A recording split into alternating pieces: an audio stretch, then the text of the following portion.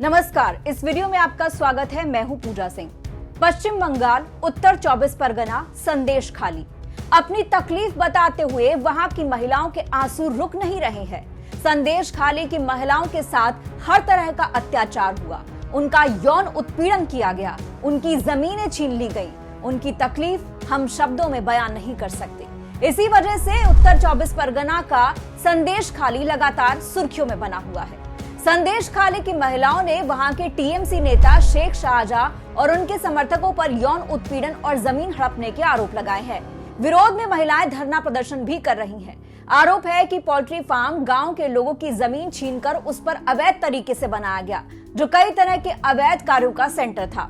आक्रोशित महिलाओं ने शाहजहां के करीबी, विश्वास पात्र और टीएमसी नेता शिबू हजारा के खेत और पोल्ट्री फार्म में आग भी लगा दी। दरअसल ये पूरा मामला शुरू हुआ था 5 जनवरी से, जब राशन भ्रष्टाचार मामले को लेकर जांच करने पहुंचे ईडी और केंद्रीय बलों पर हमला हुआ।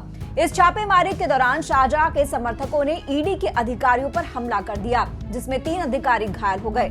इस हादसे के बाद से शाहजहां फरार है। उसके बाद 7 फरवरी को उत्तर 24 परगना के संदेश खाली में फिर से हंगामा होने लगा, लेकिन इस बार का गांव वालों का विरोध प्रदर्शन तृणमूल समर्थकों के खिलाफ था। इस दौरान गांव वालों और तृणमूल समर्थक के एक गुट के बीच में मारपीट की घटना सामने आई थी। जानकारी के मुताबिक केंद्र सरकार द्वारा बंगाल को बकाया फंड से वंचित करने का आरोप लगाकर तृणमूल ने संदेश खाली के तिमोहानी गांव में जनजातीय समुदाय के एक वर्ग के साथ एक रैली निकाली थी। इसमें शेख शाहजहां के जयकारे लगाने के बाद ये पूरा हंगामा शुरू हुआ। देखते ही देखते संदेश खाली में शुरू हुआ बवाल विकराल रूप लेता नजर आया। इस दौरान महिलाएं लाठी डंडों और बांस के साथ सड़कों पर उतर आईं।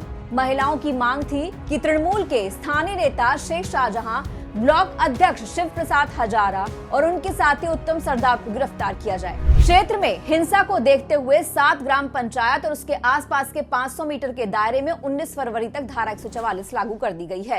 इस बीच बंगाल के राज्यपाल सीवी आनंद बोस ने गृह मंत्रालय को एक रिपोर्ट सौंपी है। उसमें कहा गया है कि संदेश खाली में महिलाओं का यौन उत्पीड़न हुआ है। उसके साथ ही उनका कहना था कि संदेश खाली की घटना कलंकित करने वाली है। राज्यपाल ने सोमवार को इलाके का दौरा भी किया था। इस दौरान उन्होंने प्रदर्शनकारियों से मुलाकात की। बीते दिनों भी राज्यपाल सीवी आनंद बोस के दौरे के बाद कलकत्ता हाई कोर्ट ने इस मामले पर स्वतः संज्ञान लेकर एक रिपोर्ट भी मांगी है। उच्च न्यायालय ने इस पर दुख जताया, लेकिन पश्चिम बंगाल सरकार की नाकामयाबी को लेकर कोर्ट की बार-बार आने वाली टिप्पणी यूं ही तो नहीं हो सकती है। मामला जितना दिख रहा है उससे ज्यादा संगीन है। संदेश खाली घटना की जांच के लिए बीजेपी के राष्ट्रीय अध्यक्ष जेपी नड्डा ने कुछ स्तरीय समिति का गठन किया है।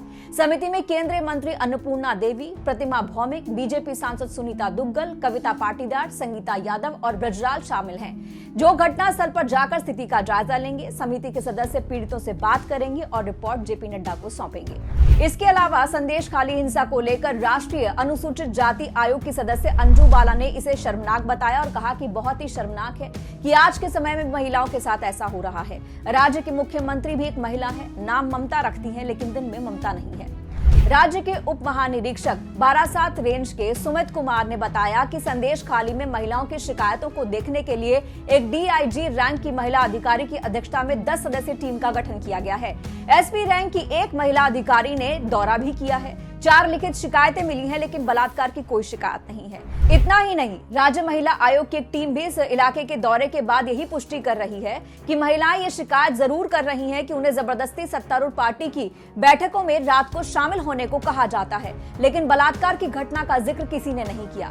ये सब जानते हैं कि पश्चिम बंगाल की पुलिस और आयोग किसके इशारे पर चलते हैं। माननीय उच्च न्यायालय और वहां के पत्रकारों को सब दिख रहा है, सिवा ममता दीदी के। एक तरफ संदेश खाली जल रहा है, दूसरी तरफ टीएमसी की सांसद नुसरत जहां वैलेंटाइंस डे पर सोशल मीडिया पर इलू इलू करती दिखाई दे रही है। उन्हें कोई लेना देना नहीं कि वहां पर महिलाओं के साथ क्या हो रहा है। वैसे पश्चिम बंगाल में चुनाव कैसे होते हैं सभी को पता है। और आखिरकार ममता दीदी ने अपना मुंह खोला संदेश खाली की घटना पर, तो सीधा आरोप आरएसएस पर लगाते हुए कहा कि संदेश खाली में राष्ट्रीय स्वयंसेवक के बंकर हैं, वहां पहले भी दंगे हो चुके हैं। पश्चिम बंगाल की विधानसभा में उन्होंने कहा कि संदेश खाली में बाहर से आकर बीजेपी के कार्यकर्ता मास्क पहनकर बयान दे रहे हैं। उन्होंने कहा कि वहां टारगेट एसके शाहजहां था। ईडी ने सबसे पहले उसे टारगेट बनाया।